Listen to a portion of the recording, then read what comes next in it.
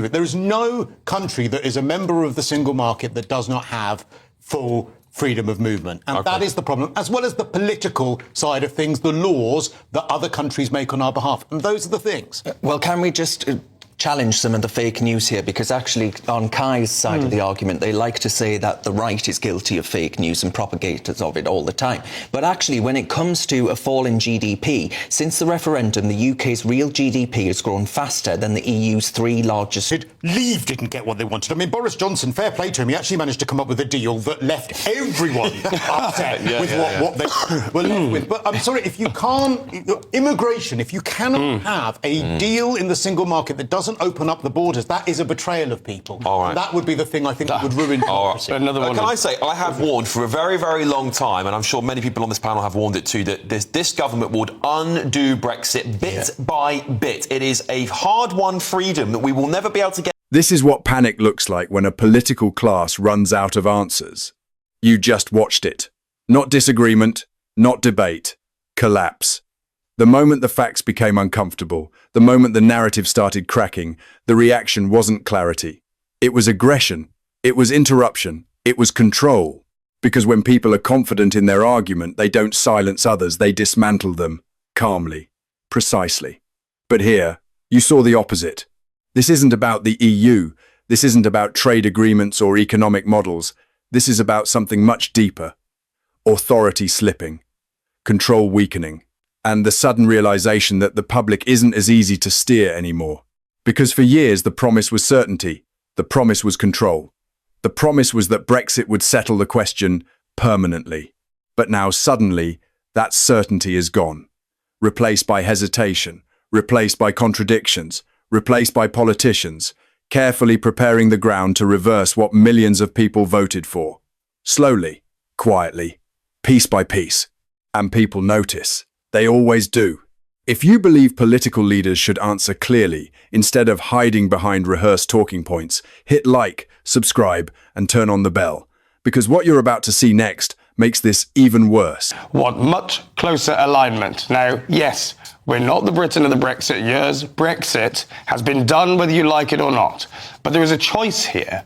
A choice between closer alignment and going it alone. And I certainly know which one. Involve ourselves in the single market and with Brussels is if we make constant concessions to them having sovereignty over us. That is unacceptable to the British people. The British people made that absolutely clear. And so the sensible thing for us to do is to have a good relationship with our European allies. And of course, there are serious Eurosceptic movements in Europe. You mentioned it yourself. They're already trying to negotiate their ways out of the serious conflicts and contradictions that lie at the heart of the European Union project. We can have a strong Europe, but that doesn't mean the European Union. So I think we should be allying ourselves closely with America, beefing up our security as independent nation states, but for goodness sake, do not let ourselves bend down and worship at the altar of these European regulations. So much of this is framing, isn't it? So much.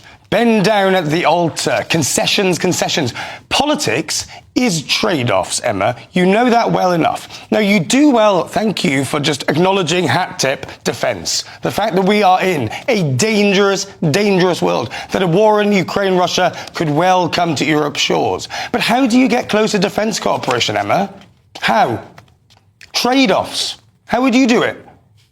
How would you do it? Well, I think the first thing, the first and most obvious thing for us to do is to be a good ally to the United States, not to Europe. Not cozying up to the Chinese, which is what Keir Starmer is doing, because the Chinese are an ally of Russia. There is no country that is a member of the single market that does not have full freedom of movement. And that is the problem, as well as the political side of things, the laws that other countries make on our behalf. And those are the things. Well, can we just challenge some of the fake news here? Because actually, on Keir's side of the argument, they like to say that the right is guilty of fake news and propagators of it all the time. But actually, when it comes to a fall in GDP, since the referendum, the UK's real GDP has grown faster than the EU's three largest economies. Our exports have risen by 19% in real terms. Our total exports have grown faster than the economy, up 17.4% since 2016. None of what you are saying actually bears any semblance of truth. That's not true. That's just not true. This is where the entire illusion starts falling apart. Because suddenly, both sides are admitting the same thing, quietly, indirectly, but unmistakably. That sovereignty and integration cannot coexist without sacrifice. That every step closer comes with a cost, not theoretical, not abstract, real, measurable, permanent. And this is the part they never say clearly. Because clarity has consequences. Clarity forces accountability. And accountability forces honesty. Instead, you get ambiguity, carefully crafted phrases, words designed to soften reality, closer alignment, cooperation, partnership. But behind those words is something much simpler. Control shifting away from voters. Decisions moving further from public reach. Power returning to institutions people already rejected once before. And that's why the tone changes. That's why frustration creeps in. Because beneath the policy language, beneath the diplomatic phrasing, there's a deeper fear. Fear of losing narrative control. Fear of admitting failure. Fear of admitting that what was promised may not survive contact with reality. And when political leaders become afraid of telling the truth directly, they stop persuading. They start managing perception instead.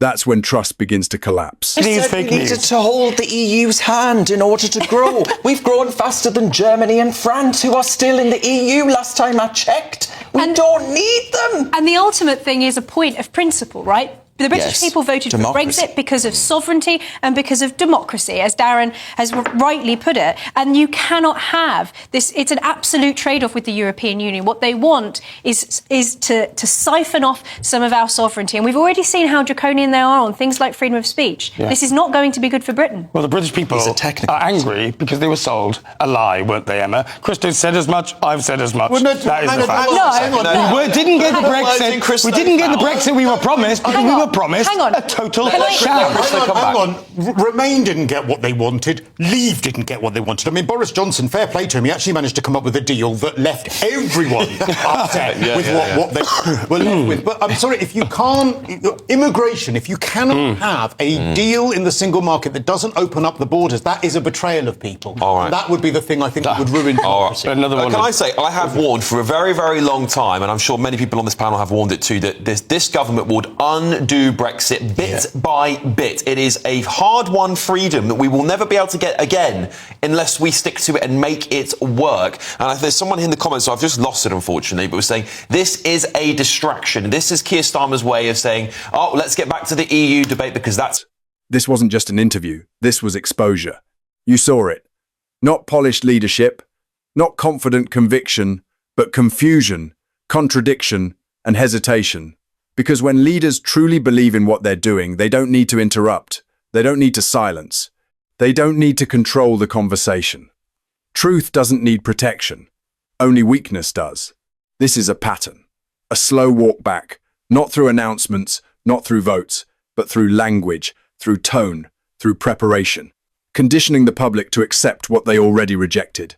Step by step, phrase by phrase. Until one day, the reversal feels inevitable instead of shocking. You heard it. The admissions, the trade-offs, the concessions, the quiet acknowledgement that sovereignty isn't convenient when it conflicts with political priorities. And this is where trust breaks permanently. Not because of one decision, but because of the gap between what was promised and what is now being prepared behind closed doors. You felt the hesitation, the discomfort, the loss of certainty. Because deep down, even they know the public remembers. They know the vote happened. They know the promises were made. And they know people are watching every move now with skepticism, not faith. This is why trust is gone. Not because of Brexit itself, but because of what came after. The backtracking, the reframing, the refusal to speak honestly about consequences. And once that trust disappears, it doesn't come back easily. Because people don't forget when they feel manipulated. They don't forget when they feel managed instead of represented.